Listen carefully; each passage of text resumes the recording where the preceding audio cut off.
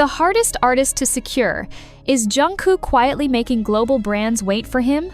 When a global luxury brand chooses an ambassador, it usually signals power. But what happens when it feels like the brand is the one being chosen? That question has exploded across the fashion and entertainment industries, following revelations that Jungkook is considered one of the hardest artists to secure as a brand ambassador. The statement, shared publicly by Korean influencer Shin Dong-hyun, wasn't framed as criticism, it was admiration. And yet, it exposed something deeper, something potentially transformative about Jungkook's position in the global power hierarchy. Because in an industry where brands traditionally compete for attention, Jungkook appears to have reversed the equation entirely. Now, brands compete for him. The moment that reignited this conversation came shortly after Jungkook was officially announced as the newest global brand ambassador for Hublot, one of Switzerland's most prestigious watchmakers. The announcement itself was historic, but it was the reaction from insiders and observers that revealed the real story unfolding behind the scenes. Shin Dong-hyun, who attended the exclusive launch event in Seoul, described Jungkook in striking terms. He wasn't just popular, he wasn't just influential, he was difficult to obtain.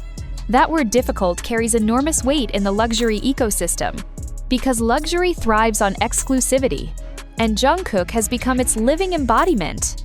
Unlike traditional celebrity endorsements, where brands actively shape a star's image, Jungkook's partnerships increasingly feel like extensions of his personal identity. His collaborations with global fashion giants and luxury houses from Calvin Klein to Hublot have not diluted his brand. Instead, they have amplified it. This suggests something unusual. Jungkook is no longer dependent on brands to elevate his prestige. Brands are dependent on Jungkook to elevate theirs. This shift represents a profound reversal of traditional power dynamics. Historically, luxury brands controlled access. They selected ambassadors carefully, granting prestige to those deemed worthy. But in Jungkook's case, the selection process appears mutual if not tilted in his favor. He doesn't accept every offer, he chooses. And that distinction has changed everything. Luxury insiders have quietly observed this pattern. Jungkook's partnerships are rare, strategic, and spaced carefully. He doesn't flood the market with endorsements. He appears selectively, preserving a sense of mystery and scarcity. Scarcity creates demand. Demand creates power. Power creates leverage. The result is a new type of celebrity influence, one where the artist controls the narrative. The viral photos of Jungkook standing beside Julien Tournaire, CEO of Hublot, reinforced this perception. Their interaction didn't look transactional. It looked mutual, respectful, balanced. This visual equality sent a powerful message. Jungkook was not standing beneath the brand. He was standing beside it. Hublot's official statements further emphasized this dynamic. The company described Jungkook as an artist whose precision, passion, and innovation aligned naturally with their philosophy. This wasn't framed as a brand elevating a celebrity. It was framed as a collaboration between equals. That language matters, because language reveals intent. It also reflects reality. Jungkook's influence extends far beyond music. His presence generates measurable economic impact. When he wears a product, demand spikes instantly. When he appears in campaigns, global engagement surges. When his name becomes associated with a brand, its cultural relevance expands. This phenomenon, often referred to as the Jungkook effect, is driven by emotional loyalty as much as visibility. Fans don't just observe his choices, they follow them. This creates unprecedented leverage. Brands recognize this. They understand that securing Jungkook is not just about exposure, it's about cultural validation. And validation cannot be bought easily. It must be earned. That is why Shin Dong-hyun's comment resonated so deeply. It confirmed what many suspected, but few insiders openly stated. Jungkook is no longer simply participating in the luxury ecosystem. He is influencing its structure. This shift reflects broader changes in global celebrity culture. Traditional fame relied on institutional approval, film studios, record labels, media networks. Modern fame operates differently. It is driven by direct audience connection, digital reach, and emotional resonance. Jungkook excels in all three. As a member of BTS, he helped redefine global music influence. As a solo artist, he expanded that influence into fashion, branding, and lifestyle culture. His transition into luxury partnerships feels less like a career move and more like an evolution of global cultural power. This evolution raises a provocative question. Is Jungkook still a brand ambassador? Or has he become something more powerful, a cultural gatekeeper? Because gatekeepers don't wait for opportunities.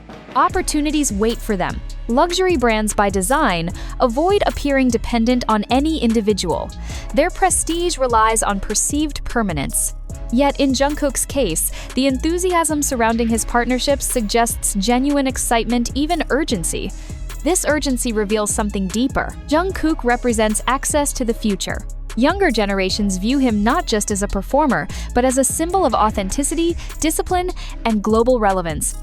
His identity transcends categories. He is not limited to music, fashion, or entertainment. He exists at the intersection of all three. This intersection is where modern cultural power lives. And Jungkook stands at its center. His scarcity amplifies his mystique. His selectivity reinforces his value. His silence between partnerships builds anticipation. Each appearance becomes an event. Each collaboration becomes history. Each decision reshapes the balance between celebrity and brand. Which leads to the question the industry is quietly asking behind closed doors. Is Jungkook still chasing brands? Or are brands now chasing him? The answer may already be clear. Because when the world's most powerful luxury houses celebrate securing one artist not as a victory of ownership, but as a partnership of equals, it signals something irreversible. The balance of power has shifted.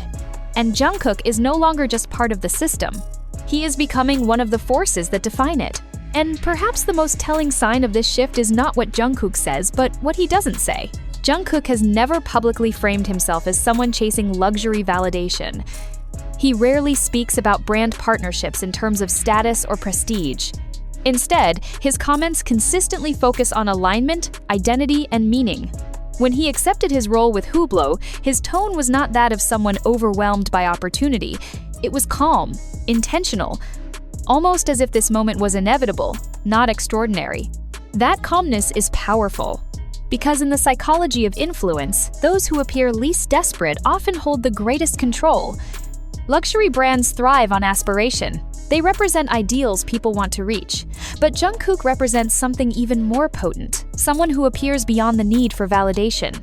His global success, built through music and strengthened through his journey with BTS, has given him something few ambassadors possess: independence from the brands themselves. He does not need luxury to appear valuable. Luxury needs him to remain culturally relevant. This subtle inversion is visible in how brands present him.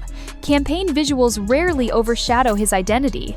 Instead, they emphasize his natural presence, his movement, his expression, his authenticity. The product becomes part of his narrative, not the other way around. This is a critical distinction.